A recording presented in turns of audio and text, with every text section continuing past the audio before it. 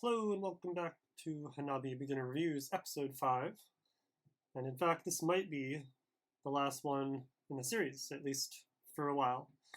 There are lots of other Hanabi projects on the horizon, and this one is going to cover a couple more really powerful moves.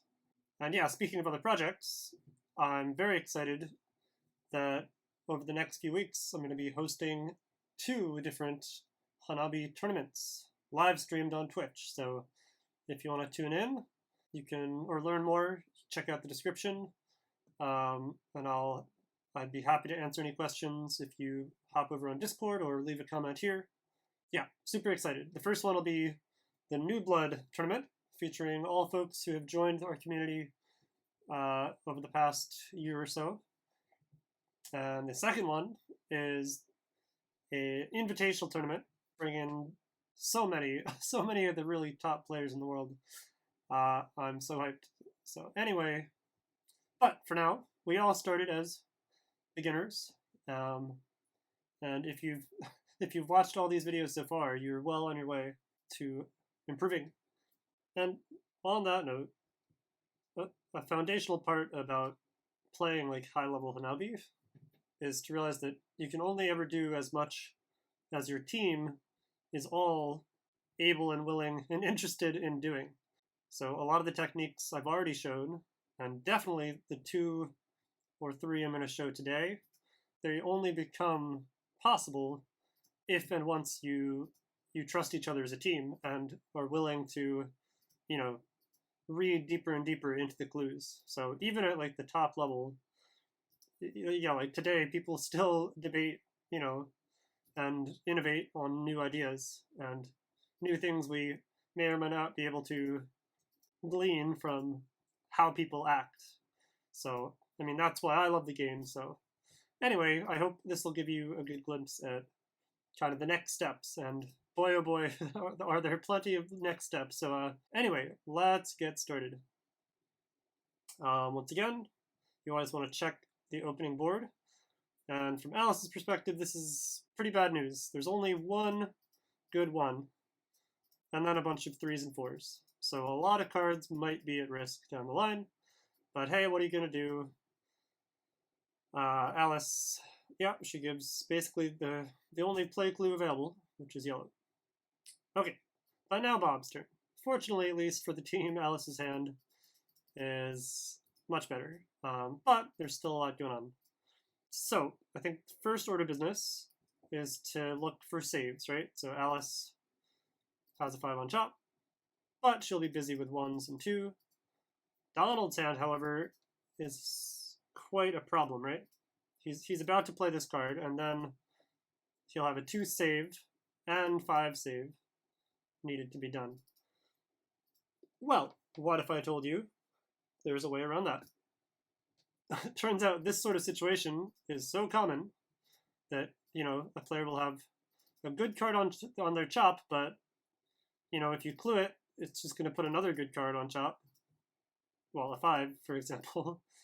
There's an incredibly powerful and incredibly common move that I'm going to teach you right now. And it's called the 5's chop move. Now, if you remember, we've already talked about chop moves before. Let's pretend purple 5 has already been played. Now, what we've seen before is what we call a trash chop move. So if Bob clued purple here, that would be dangling trash for Donald to discard instead of discarding these. So we call these cards chop moved, as in these will not be ever on the chopping block. Okay? But this is an even more powerful chop move because, well, it doesn't require trash. So how does it work?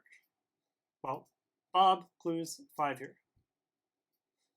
Now, this might not look too strange. In fact, in plenty of games, I mean, yeah, you're going to want to clue these 5s eventually. But because these players are trusting their team more and more, and they know they're going to be using this level of reads in their gameplay, let's think a little deeper. Donald asks himself, why the heck are these 5s being clued right now? Now, this should look strange for a few reasons. First and foremost, it's not even the best 5s clue available. These 5s are not in danger, right? Usually, the most important 5s to save are the ones that are going to be discarded first. So, first and foremost, it's not what we call a legal clue because these are not the 5s to save at the time. If Alice's hand was all a bunch of junk, let's say, blue 4, green 4, blue 4, then that's fine. Here, I'll even change it. Blue 4, green 4, blue 4. Now this is a whole different situation because if Bob clues 5 here, is this actually a weird clue? Well, in this case, no, because what else is Bob supposed to do? It's turn 2. His only other option, there's no card to save. There's no other card to play clue. So the one last thing that we like to do before discarding is, touch some 5s. We call that, we call this a 5 stall. But it's strictly a stall saying like, hey, I don't quite want to discard yet. So here's some 5s before we end the early game. Okay, so I hope that makes sense. And now that you see Alice's real hand, you should be able to see how this is definitely not, a last-ditch, nothing left to do clue, right? Because there's so many other things. There's cluing 1s and there's cluing 5. So, all in all, this means it must mean something more. You could, in theory, you could argue that this should be a play clue. It's like, hey, this 5 right here is magically playable. And like, yeah, that's statistically almost never gonna happen. That would require, in this case, right, Kathy would have to have purple 1, purple 2, purple 3, purple 4, all in order. Yeah, that's silly. So basically we say that, yeah, cluing 5s in the early game, they're not going to be play clues. They're usually doing this other cool thing, which is the 5s chop move. Now, I'll move on a little bit. There's some more advanced stuff to talk about, but basically this move is for when a 5 is right next to the chop. And Donald can probably guess, right, what's happening. Donald probably thinks, aha, this is probably a really good card, maybe a 2, though it could be a 3 or 4, who knows. But, Bob wants to somehow lock this in and lock these in very efficiently. So all Donald does is right-clicks the card and writes CM, or chop move, and this card will be saved forever. Okay, so that's the 5 chop move. This can be dangerous, like I said, right? Because it does rely on the team to trust you, Bob, in this case, that you would have done these other things, and that this was very intentionally doing this other thing. Welcome to Hanabi. Okay, so let's move on. Kathy, like we said, there is this 5 to save, but you almost never want to save cards in someone's hand while you can just play clue them instead. So Kathy gives a nice simple clue. 1s. Okay. Now Donald's in a little bit of an interesting spot. You could argue for just playing this card, but they do want to be efficient. And also Donald has a lot of stuff in his hand already. So he's happy to just kind of spread stuff out and do another really efficient clue. So he locks in a nice finesse, right? And of course, this might not be available if, say, Donald plays, Alice plays, and then draws, who knows, a 5. Then you can no longer give this same finesse, right? Bummer. So that's why Donald leaps into action and clues this right now, just to get the blue suit rolling. Okay, over to Alice. Now, Alice just sees this, so she knows she has blue too. Unfortunately, she doesn't know which of these ones is the blue one. So all she can do is play one of them. Ha, I'm not going to go into this yet until the end of the video for anyone who wants to stick around, but these ones are interesting. But yes, for now, Alice just plays a 1. Now we've talked about ending the early game, right? Bob still should not discard yet because the team still expects him to do stuff. Can you see the clue he's still needing to give? Boom. Yes, a 5 save. So there's 5 save.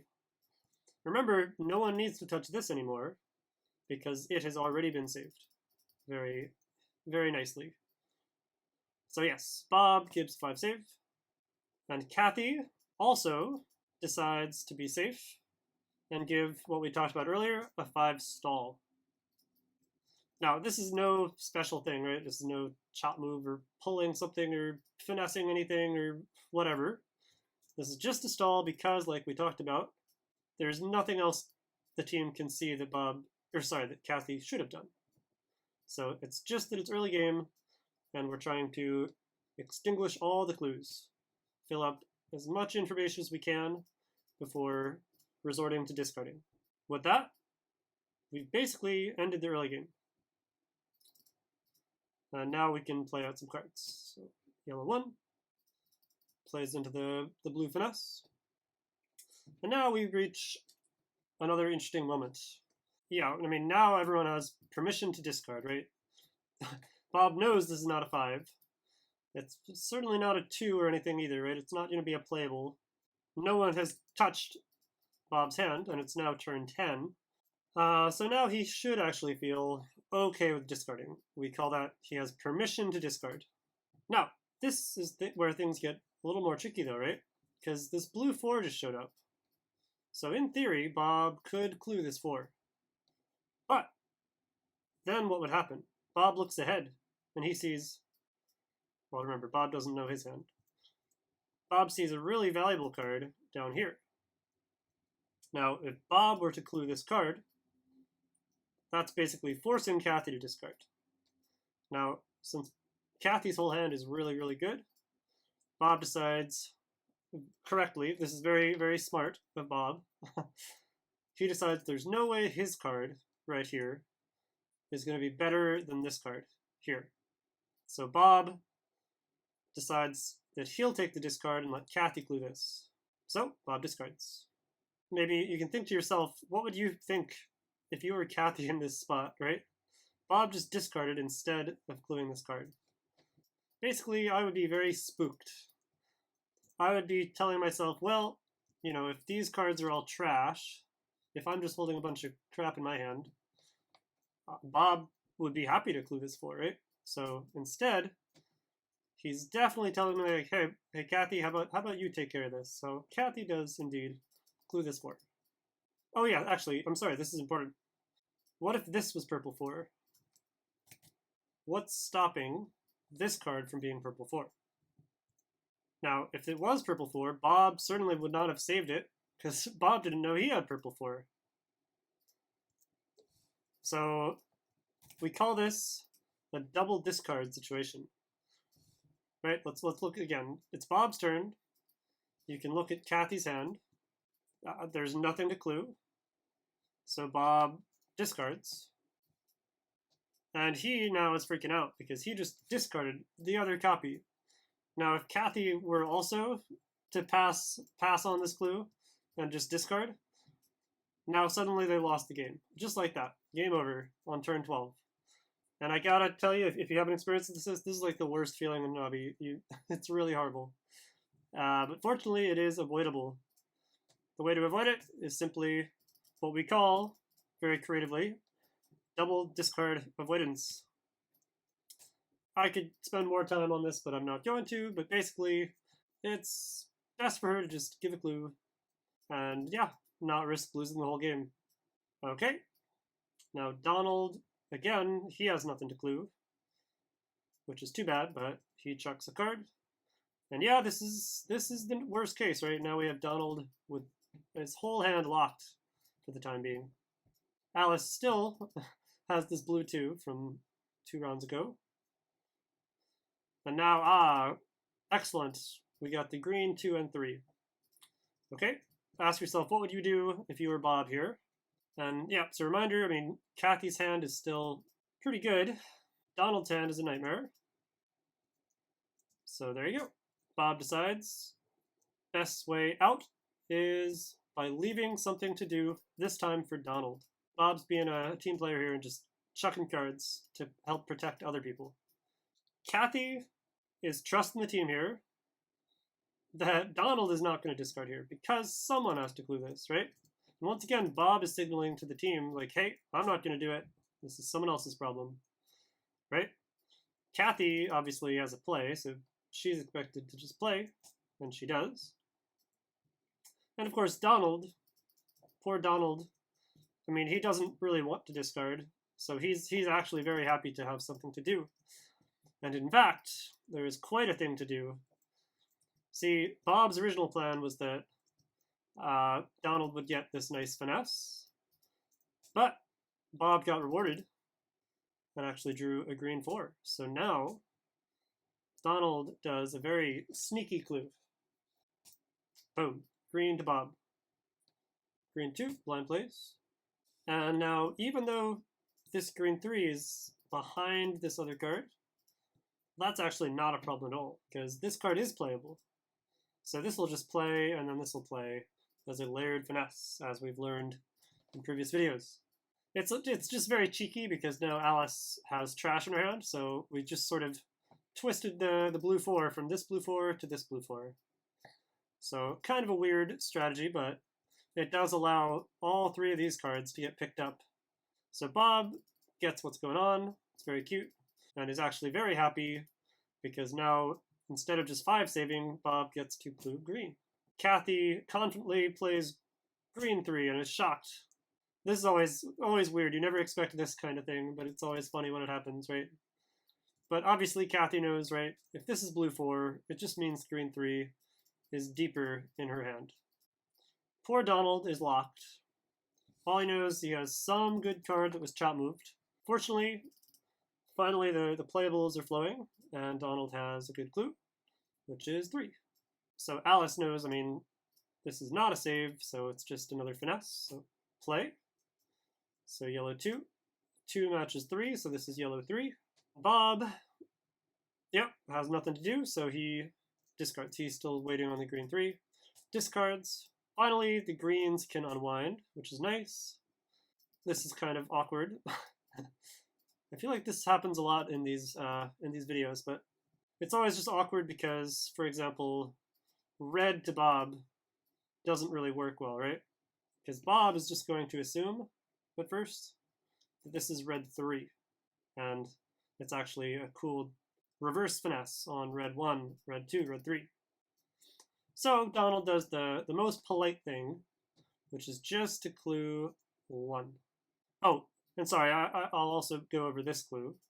2 to Kathy is also okay, but it's also ambiguous, right? So yeah, so let's say Alice discards and Bob plays green 4. Is Kathy really going to assume it's a self-finesse, or maybe Bob was just playing the green first to be really helpful? I don't know, it looks like a mess to me. And also, Donald might suspect he has red too, honestly, so I actually really like this clue. Just 1. Keep it simple. Now, on to the second new and fancy trusting maneuver of the video. So like we talked about, right, Alice knows this is trash now. But let's look a little deeper, and this is where this gets tricky. Alice, if you look at her empathy, right? Empathy meaning when she looks at her hand, what she sees. This 5 is actually known to be exactly blue. And that's because, I mean, it makes sense, right? She sees the other 4 5s, so by process of elimination, she knows this is exactly blue 5. And of course, you know, this is the fun of Hanabi, right? Is that what she knows, other people can interpret too. Because Bob sees that, yeah, you get it. Bob knows that she knows that he knows that yada yada. So all that is to say, right, everyone on the team can confidently expect her to play this card. Even if you wanted a clue back, right? This 5 would get a clue back. Discarding, there's no advantage to discarding here over playing this. So, what do you think it should mean then?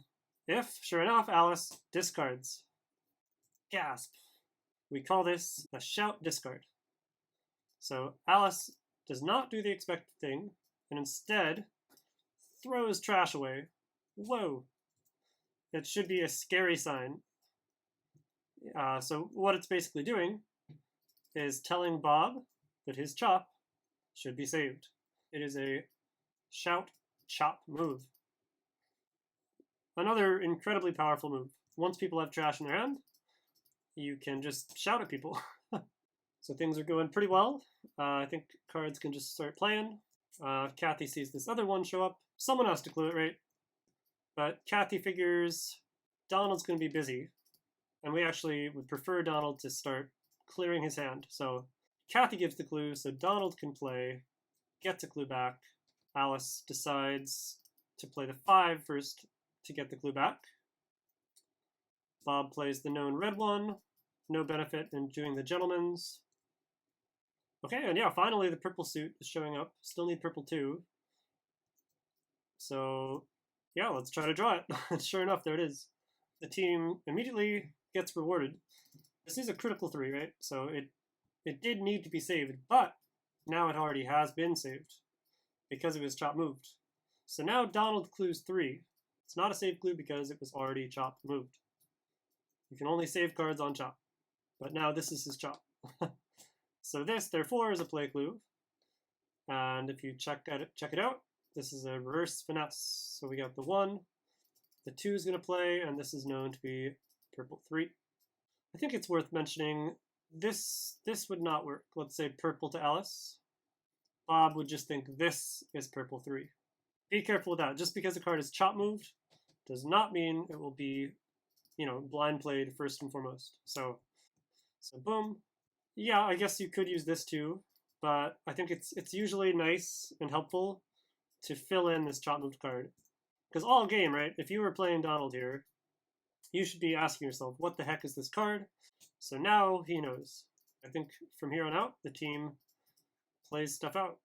So play, there's the red 3. I like using this one because it actually speeds up other cards playing. So that's a nice finesse. Play. 0 clues. 0 clues. Alice, unfortunately, Alice doesn't know about her purple 4, so she just has to discard. Donald's going to be busy, so Bob just pops this to Alice. And yeah, I mean, there are plenty of ways to do it, but Alice decides to give it to Bob, and then GG. Whew. All right. I think I warned you. This one was a little bit more in depth. I say that every time, but it's very intentionally true. I hope you learned some stuff from this. If you're still here and waiting for me to go back, if you want more, I'm going to give you a little bit more. This is a little bit spicier, but this is a taste of what even higher level stuff you can do. Now, remember we talked about these 1s. Donald gave the finesse. Even though Alice knows she has blue 1 somewhere, she has no idea which one is the blue one. But that does not mean that these 1s are exactly the same. Honestly, I'll probably do a whole video on this soon, but since we're on the topic of 5 chop moves and shouts, I did want to touch on this.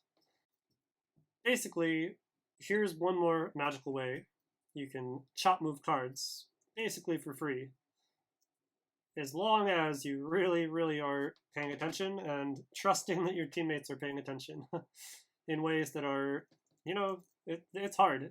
It's really hard. So use with caution here. But there is a really solid argument to say that Alice usually should play this one first. Usually the ones closer to your chop are the ones that are going to be most likely to be useful.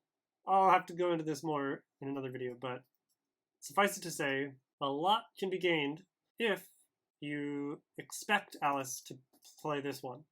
So this is the expected thing Alice should do normally. So as soon as you have that expectation, right? Just like we had this expectation with the 5s, because we expected Bob to clue this 5 before cluing this 5, we were able to make this 5, this action, have more meaning and save this card.